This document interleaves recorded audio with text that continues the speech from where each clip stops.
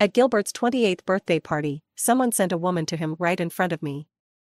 I abandoned my usual gentle demeanor, smashed my wine glass, and wrecked the party. I packed my things and left alone. Everyone said I was helpless and would crawl back after 3 days, embarrassed and defeated. Gilbert didn't care at all, a lonely orphan, where else can she go after leaving me? But as countless days passed, with some even wondering if I had died outside, Gilbert finally called me for the first time. Only to find that my number was no longer in service. Later, at a famous artist's exhibition, a portrait of a profile made Gilbert lose his composure. He offered an astronomical price to buy the painting. I've smiled apologetically. This is the portrait I'm most satisfied with, painted for my wife. I can't sell it. Gilbert's 28th birthday party. I wore the most exquisite and beautiful dress, linking arms with Gilbert as we entered. As soon as we descended the stairs, Gilbert let go of my hand, leaving me standing there. Everyone's gaze followed Gilbert. And I was forgotten in the corner. People began presenting gifts to Gilbert. He casually gestured for the butler to take them. Until someone handed him a beautiful woman. And all eyes turned back to me. Some with sympathy, some waiting for the show, others with mockery. Over the years, I had seen too many of these ill-intentioned looks. Gilbert's face, which had been emotionless, showed a moment of distraction. The woman was strikingly similar to his deceased first love. To send a woman in front of my wife, you all really have guts. Gilbert smiled mockingly. The gift giver tried to flatter, she's gentle and gracious. I'm sure she won't mind. It's not that I didn't mind, they just calculated that I wouldn't dare to. An orphan raised by Gilbert's family. How could I possibly say no to the family's new head? Gilbert twirled his wedding ring on his finger, the smile in his eyes deepening. Since you've agreed, send her to my room. Before he finished, I had already stepped over to him. Looking at the woman's appearance. The gift giver had really thought it through, knowing what Gilbert liked. Suddenly, I felt exhausted. I seemed unable to continue pretending to be Gilbert's wife and maintaining my dignity, like my grandmother had told me. I gently pushed the champagne tower behind me. The delicate crystal tower collapsed with a loud crash. Glass and wine flew everywhere, and the party was thrown into chaos. Someone gasped, she's lost her mind. I ruined Gilbert's birthday party. But he didn't really care. The butler had already arranged for the guests to leave, and servants began cleaning up the mess. The woman was left behind, quietly standing beside Gilbert. Even her personality seemed to mirror his first love's. Compared to her, I really did look like I was losing it. Gilbert played with the woman's hand, speaking indifferently as he glanced at me. Why are you so angry? If you don't want to see her, I'll have her stay outside. Don't worry, I swore to your grandmother that I'll never divorce you. The woman next to him also tried to persuade me. Why get upset? Someone like Gilbert, with his status and position, can't possibly have only one woman. I admire him, but I won't interfere with your position. I took off my ring and placed it on the table in front of Gilbert. He raised an eyebrow. You want the ring back? Gilbert picked up the ring and tossed it into the air. The diamond's brilliant light flashed as it fell back into his hand. He threw it back, tossing it to the woman behind him. Here, take it. My wife says she doesn't want a ring worth millions. Gilbert stood up with a cold laugh, instructing the butler. Find a few teachers to teach her some manners. I don't want to see such impolite behavior again. He took a few steps, then turned back. He threw his own ring onto the floor. The ring rolled across the ground and stopped at my feet. Since you don't want the ring, then throw it all away. Gilbert left with his entourage. The sound of the car engine leaving was especially loud in the quiet night. The butler sighed beside me. Madam, why provoke Mr. Gilbert like this? You know he's upset with you. I picked up the ring at my feet and tossed it into the trash. You can go. I don't need any help. The butler sighed again and left. I went upstairs alone, changed out of my elaborate dress, and put on a simple white t-shirt. I pulled out my suitcase and packed all my clothes from the wardrobe that belonged to me. When others have marital problems, they still have to worry about divorce agreements. But with Gilbert and me, our connection was so thin that the only thing left was our wedding rings. No one could have imagined that our wedding, which had once shocked the entire city, was a marriage without even a marriage certificate. I still remember what Gilbert said during our wedding. "Only Adora's name belongs in the partner slot. You shouldn't have married me, Enid." But what could I do? I still married him, the man I had loved for 7 years as a teenager, hoping one day I could win his heart. But in the end, I became the wife of Gilbert in everyone's eyes, a title with no real meaning. As I dragged my suitcase out of the villa, the entire place was eerily quiet. It felt just like the night my grandmother first brought me back. 13-year-old Gilbert stood on the stairs, looking coldly at me. Then turned and went to the kitchen. He came back with a glass of warm milk. I booked a flight ticket. 6 hours in the air, then 3 more hours by car, and I arrived in a small, remote southern town. They say when people get old, they yearn to return to their roots. But for someone without a home, they long for their hometown even more. Even if that hometown no longer has any family. I rented a small courtyard in the town. The dialect sounded both familiar and strange, as I was still young when I left, and had been living in the northern city ever since. I had long forgotten how to speak it properly.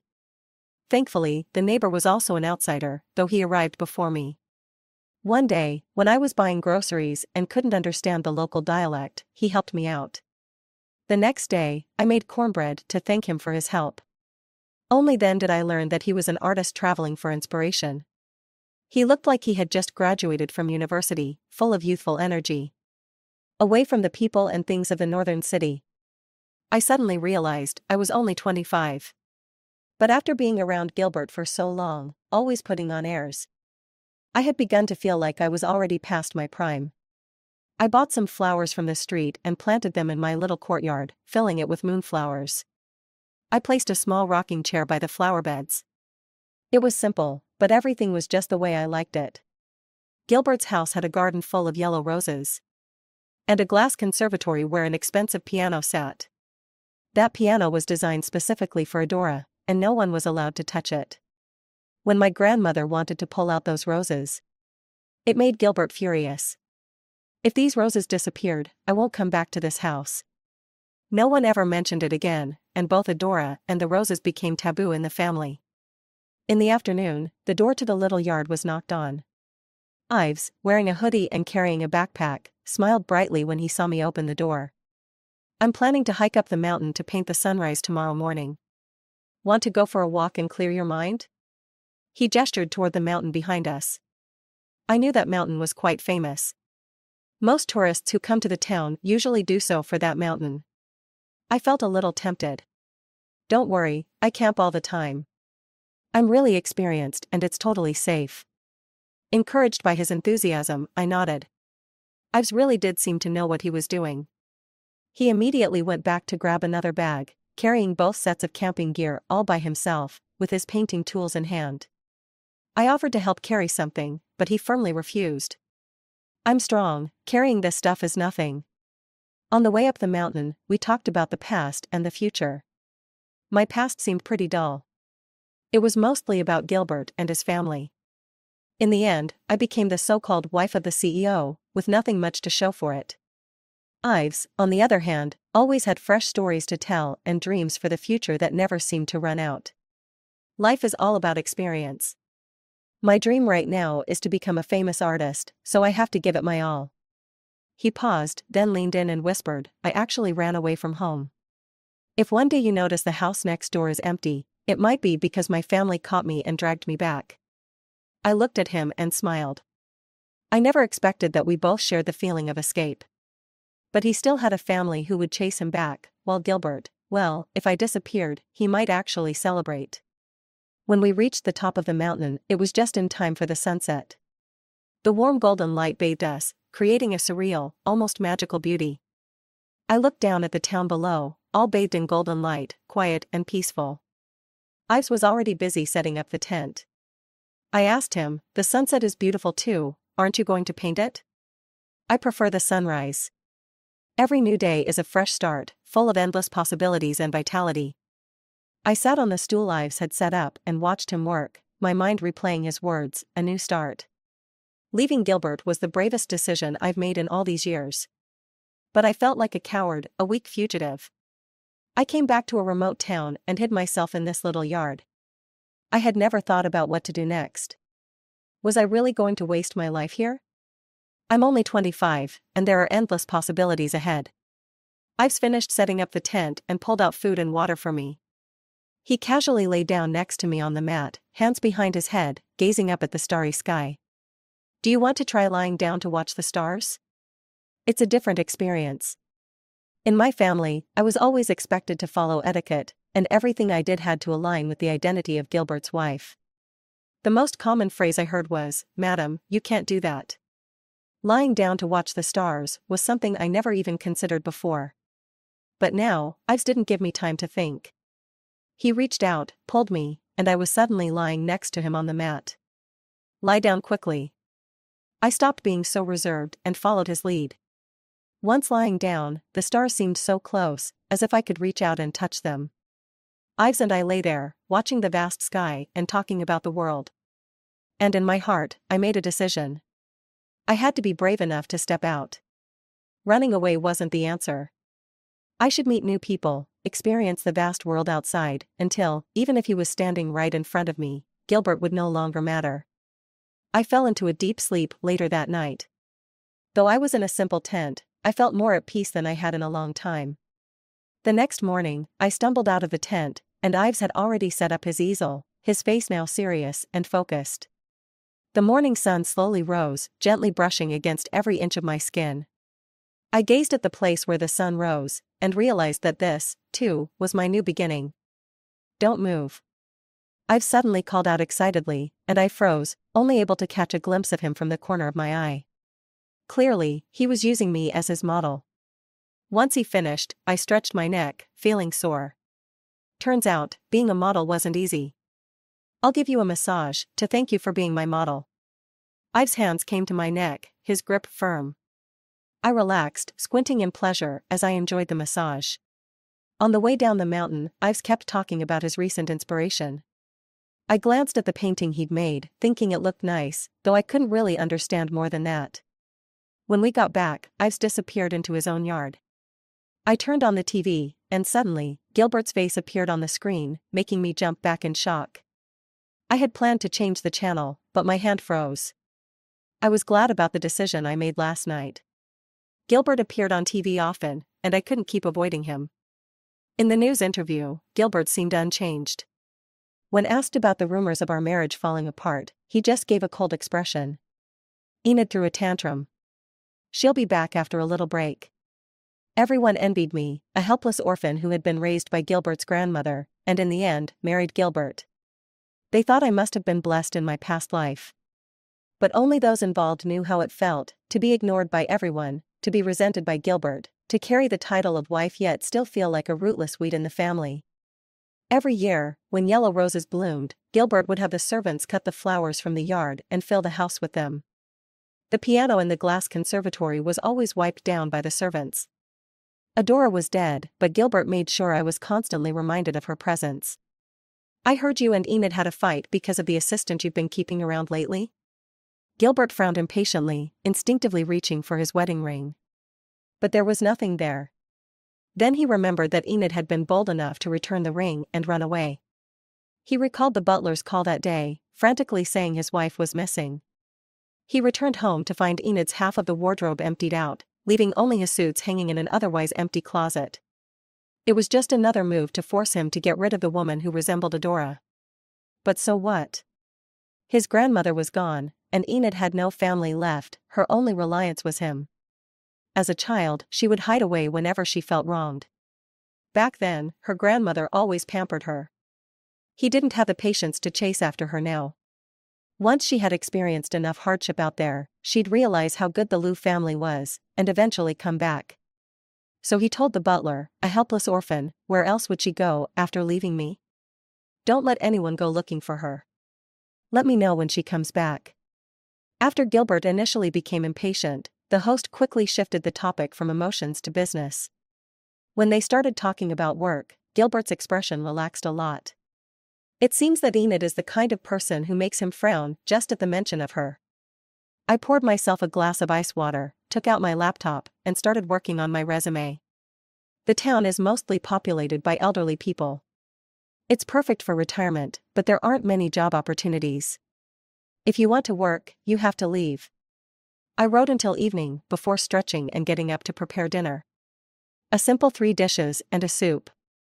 As I sat at the table, I suddenly wondered if Ives next door was still busy.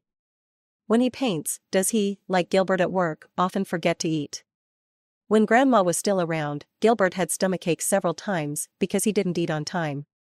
Afterward, whenever I had the chance, I'd bring him food at the office. At first, his secretary would stop me outside his office, and I'd have to wait for an hour or two. But later, he seemed to get used to it, and he'd let me in to interrupt his work. He'd eat, then continue working. I sighed, put on my jacket, and knocked on the gate of the yard next door. I didn't hear anything from inside, so I was about to leave when the gate suddenly opened. Seeing me at the door, Ives' impatient expression blossomed into a smile. "I'm actually painting you. Didn't expect you to show up right as I opened the door." Ives was holding a paintbrush, with splashes of paint on his clothes, and even on his face, looking a bit messy. But his smile was so bright, the paint stains only added a bit of charm, making him look more lively. "You haven't eaten yet, have you? Want to come over to my place for dinner?" Hearing my invitation, Ives, still clutching his stomach, let out a delayed groan. "I'm so hungry." "You really care about me, huh?" I'll go put the brush down. For the next few days, it seemed like I had come to some sort of silent agreement with Ives. He came over for dinner every day, and when he left, he'd help me clean up. He also took care of the gardening work in the yard. It's a shame I don't have a brother. If I did, having someone like him would be great. I sent out several resumes and got some interview invitations. On the day I decided to leave, I prepared to say goodbye to Ives early in the morning. When I opened the door, I saw several black sedans parked in front of his yard. There were also a few men in suits standing by the cars, looking like bodyguards. I hesitated for a few minutes before stepping forward. When I approached, a bodyguard reached out, seemingly trying to block me. "Don't touch her." Ives walked out from the yard, his usual sunny smile replaced by a more serious, colder expression. He grabbed my hand and led me into the yard. The gate slammed shut behind us. "Don't follow us." The bodyguards exchanged glances before reluctantly saying, "Okay. Are you here to ask me to dinner?" Without the bodyguards around, Ives seemed to return to his cheerful self. "No, I'm here to say goodbye." Ives' voice suddenly raised a few decibels. "Where are you going?" I told him about the resumes I had sent out and the interview I had gotten. "Even though this place is great, you once said on the mountain that every day is a new beginning, with endless possibilities and vitality. I also want to give myself a fresh start, to live with no regrets." "So, have you let go of the person in your heart?" I was a little surprised and looked at him. Ives blinked. "Don't treat me like a little boy." A painter's eyes are sharp. The way he said that made me feel a little embarrassed. "I guess I have let go." "So, where are you going to work?" "North City." Although I had considered moving to a city farther away from Gilbert, I had been living in North City ever since Grandma took me in. I grew up there, went to school, and all my friends are there. Why should I force myself to move to a new, unfamiliar city just to distance myself from Gilbert, only to gradually adapt to a new life there? "Then I'll go with you. My family has already found me." I never expected to end up hitching a ride with Ives. Heading back to North City, the nerves I had about facing Gilbert again slowly faded amidst Ives' endless chatter about his plans. Life back in North City seemed to be going smoothly. The interview went well, and I received a job offer to start next week. I rented a place near the company. But after Ives disappeared for 2 days, he reappeared as my neighbor. When I went out to throw away the trash, I saw workers moving furniture in and out next door. Glancing over, I saw the young, handsome Ives standing inside, directing the workers on where to place the furniture. "What are you doing here?" "I was going to surprise you, but I guess you found me out." Ives naturally bent down to take the trash bag from my hand. "I missed your cooking, so I decided to become your neighbor again and keep mooching off your food." His unexpected presence did bring a bit of surprise. Living in an unfamiliar place, having him as a neighbor made me feel safer. "Well then, I'll make a few dishes to celebrate your move." In the end, we decided to have hot pot at home for convenience. The red broth was boiling, and I've scooped a freshly cooked piece of beef tripe into my bowl. As soon as I took a bite, the spiciness hit me, and I couldn't help but gulp down several sips of the drink beside me. So you can't eat spicy food, huh? I heard you say you love hot pot, so I thought. It's fine. I probably haven't eaten it in a while, so I'm just not used to it. How long had it been since I last had hot pot? I couldn't even remember. It used to be my favorite. When Grandma was around, she'd eat the clear soup while I'd go for the spicy one. One time, when Gilbert was working late, the food I brought had already gotten cold. It happened to be snowing outside, so I suggested we go out to eat. I took him to a hot pot place. Gilbert always preferred mild food, so I ordered 2 different broths. But throughout the meal, he kept frowning. On the drive home, he said, "Don't make me eat this again. It leaves a strong smell on your body." After that, I never ate spicy hot pot again.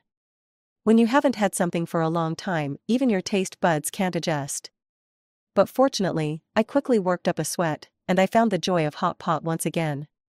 After dinner, I've cleaned the table, tidied up the kitchen, and opened the windows to let the room air out. When he left, he took the trash bag with him. Returning to Beijing was much quieter than I had expected.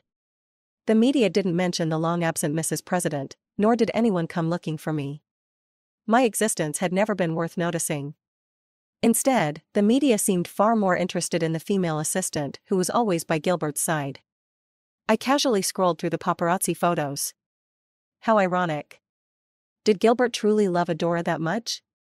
In the photos, Gilbert bent down slightly, letting the woman straighten his tie. When getting into the car, he carefully shielded her head. On a rainy day, she held up an umbrella high above them, but when he took it from her, he tilted it entirely in her direction. So, love could be so easily transferred, just because of a similar face. Gilbert had always done a good job protecting Adora's information. No photos of her had ever been leaked. Everyone was speculating whether I had been completely cast aside by Gilbert. If I had never left, I would probably still be waiting for a husband who never came home. But now, I was busy organizing proposals, attending meetings. Busy. Ives. I told you to stop acting spoiled with me all the time. I pushed away the head resting on my shoulder. Ives, however, reached out and slid my laptop farther away, complaining. A handsome guy is right in front of you, and you're zoning out over some old man? It was the first time I'd heard someone call Gilbert an old man. If Gilbert ever found out, imagining his expression alone was enough to make me laugh. When I finally stopped laughing and looked up, Ives' expression had turned serious. He's the one who hurt you, isn't he? Gilbert, I know him. I gave him a surprised look. In my memory, I had never seen Ives at the Liu family's estate. When I was a kid, my mom told me to call him uncle. I couldn't hold it in, I clutched my stomach and collapsed onto the couch, laughing uncontrollably. Ha ha ha. He's only 4 years older than you, and you actually called him uncle? Ha ha ha. Ives pinched my cheek. He looks old. Gilbert had been involved in the family business from a young age. He had always seemed more mature than his peers. Thinking about it that way, Ives wasn't entirely wrong. So, you're the missing Mrs. President? Ives' face suddenly came close. That was when I realized that, amid my laughter, I had somehow ended up resting on his lap. I tried to push myself up, but for once, he wasn't as easygoing as usual. His eyes locked onto mine, as if waiting for an answer. I nodded. Then, am I your secret lover, hidden away from the world?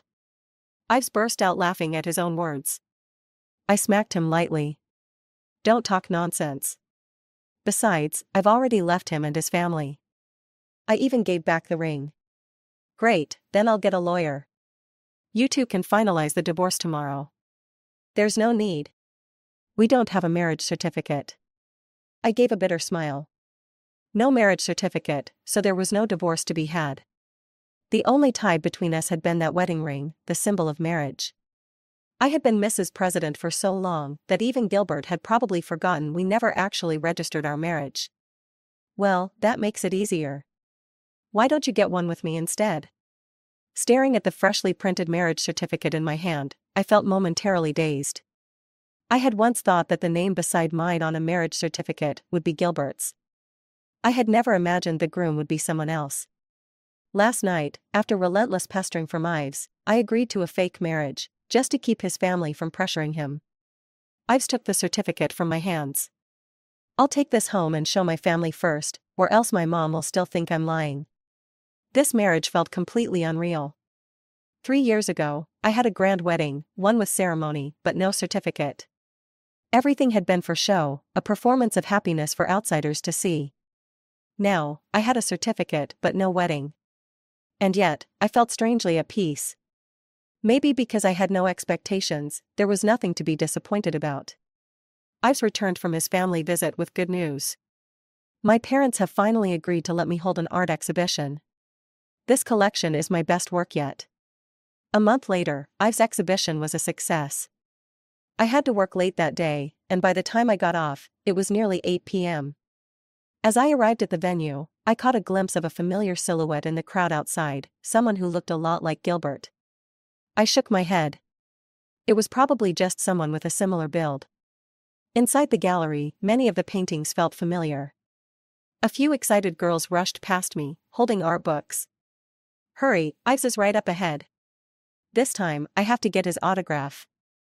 I heard this is his last exhibition. If we miss it, we'll never get another chance. Following their gaze, I saw Ives, tall, standing out in the crowd. He was bowing his head, patiently signing autographs. His last exhibition? Wasn't this his first? I scanned the room and found the artist's biography near the entrance. Turns out, Ives was already a well-known painter. His works had been on a national tour, and some had even sold for sky-high prices. I suddenly hesitated to approach. The Ives described in that bio didn't seem like the playful boy I knew, the one who always acted spoiled around me. Quietly, I turned to leave. As I stepped outside, I saw Gilbert standing on the roadside, frowning as he made a phone call. So I hadn't been mistaken earlier. Gilbert called the number again and again, one he had never proactively dialed before. He already knew what he would hear, the cold, mechanical voice telling him that Enid's number was no longer in service. But aside from that string of digits, he had no idea who to contact to find her. The moment he saw that painting in the gallery, something in his chest had tightened. The woman in the painting looked just like Enid, but also, not quite. Her eyes shone brighter than the morning sun, radiating life. So dazzling, they were almost blinding. That wasn't Enid. She had always been like a stagnant pool of water, utterly still. She barely had a temper, let alone the courage to argue. Even when bullied, she would just hide and cry alone. He had once seen her sobbing quietly in the greenhouse. When she heard his footsteps, she fled like a frightened kitten, retreating into her room. Back then, he had hated that about her, the way she never carried herself with dignity. She had been Mrs. President in name, yet only dared to put on a front in public. At home, she reverted to her timid self. He wanted to buy that painting and hang it in her room, let her see it every day, let it influence her. But Ives had told him. This is the portrait I'm most satisfied with, of my wife. Sorry, it's not for sale. At those words, Gilbert inexplicably felt relieved. So, the woman in the painting wasn't Enid after all. And yet, as soon as he stepped out of the exhibition, an unbearable urgency rose within him. She had been angry for long enough. It was time for her to come home. Hearing the mechanical voice again, he finally lost his patience and turned to his bodyguard. Find Enid. The moment you do, bring her back to me. When the bodyguard knocked on the door, Ives was setting the table in the dining room.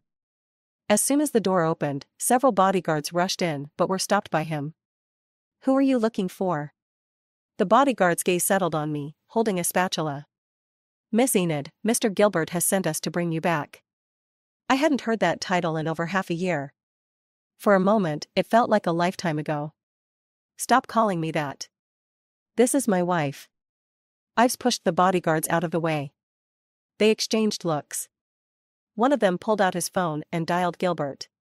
Mr. Gilbert, Miss Enid seems to have gotten married. Gilbert arrived quicker than I had imagined. Within minutes, he was standing at the door, his face looking terrifyingly dark. The bodyguard stepped aside, and Gilbert tried to push past Ives. But he couldn't move him. Get him out of the way.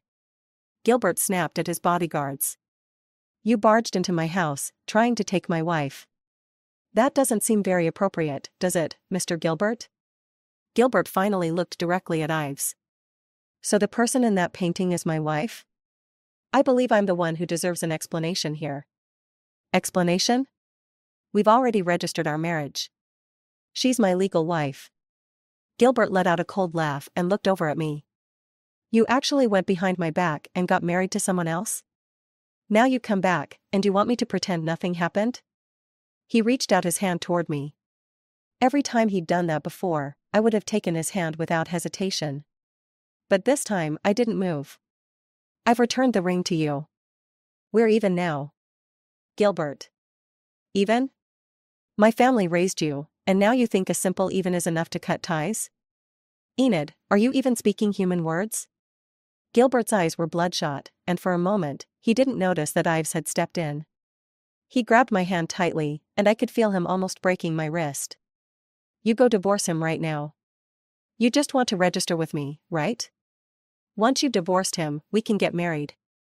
I slapped Gilbert across the face with my free hand. Everything went still. Gilbert seemed to take a while to process what had just happened. What the hell are you doing? I left the family, and I don't even care about that marriage certificate anymore. I'm gone now, and you can bring anyone you want back to your place. Can't we just let go of each other? You think I should let go of you? You're my family's responsibility. Even if you die, you'll die in my family. Gilbert suddenly picked me up, but just as he reached the door, Ives' bodyguard came out of the elevator and stopped him. You dare take her today? I'll sue you for kidnapping. You don't think I can't protect my wife, do you, Mr. Gilbert? I was a bit shaken. This situation was something I never could have imagined.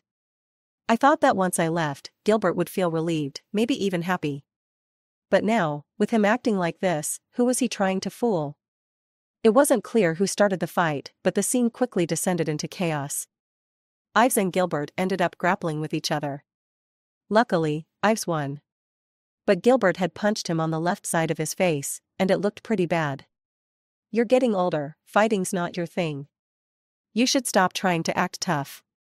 I tugged on Ives' sleeve, worried that Gilbert might retaliate against him. Gilbert had never fought anyone in his life, and now he looked this miserable. A few of his bodyguards were also bruised. Help him back inside. Don't come looking for me again. I pulled Ives back into the house. He held his face, frowning. Baby, that was a nasty hit. Can you check if I've been disfigured? I grabbed the first aid kit. Don't call me that. Let me treat it. As I got closer, he suddenly turned and kissed me on the lips. This works way better than medicine. Earlier, when Gilbert was here, why did you just go along with me calling you my wife?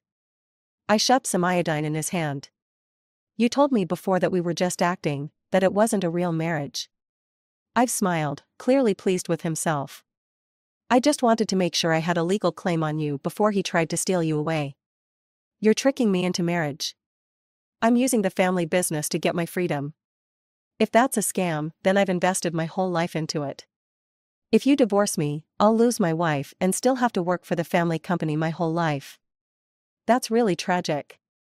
I finally understood why he had said that the exhibition would be his last. I poked his injured cheek. Are you an idiot? Then don't leave me. At least I'll have a painful and happy life with you. I nodded, but Ives got a little greedy. Now, can I kiss you openly? Before I could answer, his kiss already landed. The situation spiraled out of control, and Ives seemed like a kid who had just gotten his hands on a treat. By the time I tried to push him away, I was already like a puddle of water in his arms. Ives, stop. Don't worry, I'll go easy. In my drowsy haze, I finally understood what he meant by his good stamina. Ives moved us into a new place. He said he was worried Gilbert would come back to harass us. The new place was quiet for a while, until Ives took me to pick out a wedding dress. I had no idea we were actually planning a wedding. I'd been preparing since the day we registered. When I painted that picture, I was already thinking about how I wanted you to be the most beautiful bride. Ives took care of every detail of the wedding. I was only occasionally pulled by his mom for my input. When we were picking the hotel, we ran into Gilbert in the courtyard garden. I had planned to avoid him, but he saw me first. "Enid, come back, please? I'll take care of you like Grandma said, for the rest of my life. That's where you grew up. Don't you want me? Don't you want our home anymore?" I pulled my hand out of his. "I've been part of your family for years, and you've never treated me like family. Now I have a new family, and I just hope you won't bother me anymore." Ives' parents really liked me. Especially when they found out I had no other relatives since my parents passed away. Ives' mom hugged me and cried, saying that from now on, she would be my mom. I really liked the family Ives had given me. It was a real family, one where I could belong. Once, the only family I had was Gilbert's grandmother. After she passed away, there was nothing left to hold on to. I saw Ives coming out and waved as I ran toward him. He wrapped my coat around me and turned to talk to the hotel manager about some details. Gilbert stood still, his gaze following me as I left. But that figure never looked back. Extra, Gilbert's perspective. I've always prided myself on being able to read people in the business world after all these years. But I never imagined that I could never truly understand Enid, the person closest to me. I thought she was helpless and that I could easily control her. But after she went out once, she suddenly became much bolder. Back when Grandma insisted that we get married, I agreed verbally but only held a wedding ceremony for her sake. I purposely didn't register our marriage. She endured it without ever going to Grandma to complain. I deliberately placed Adora's favorite yellow roses in front of her and saw her face turn pale. That's when I realized what bothered her. So, when that woman who looked like Adora appeared before me, I agreed without hesitation. Sure enough, Enid's face turned a sickly shade of pale. But what I didn't expect was that she would get so angry and even throw our wedding rings away. I always thought of her as a runaway child, but I didn't realize that she had grown up long before I even noticed. I was no longer her only support. She had a job, new friends, and even got married. I was downstairs waiting for the bodyguard to bring her back when I heard the bodyguard say she had gotten married. I almost dropped my phone. She said she wanted to sever ties with me, as if she wanted to erase me from her life completely and become strangers. In a fit of anger, I struck out at that man. And to my surprise, I couldn't even win against him. I remember him being annoying when he was younger. He was only a few years younger than me, yet he had the nerve to call me uncle. Now that he's grown up, I despise him even more. But when Enid saw him injured, her eyes were full of concern. Maybe she didn't even realize it herself, but her eyes were only focused on him. When she looked at me, all I saw was caution. Suddenly, I felt like I had lost something that I might never get back. Their wedding invitation came to my hands, and the smiles on their faces in the photo were painfully bright. We once had a grand wedding too, but I was so indifferent that I couldn't even be bothered to take a picture with her. All the arrangements were left to the butler, and I just stood by, like I was merely a guest at my own wedding. She must have been disappointed by that wedding, right? All these years, I've gotten used to her being by my side, taking her presence for granted, always thinking she would stay forever. It wasn't until now that I realized, once you lose someone, they will never truly belong to you again. She didn't want this family anymore, and she left me behind, forever trapped here. The end.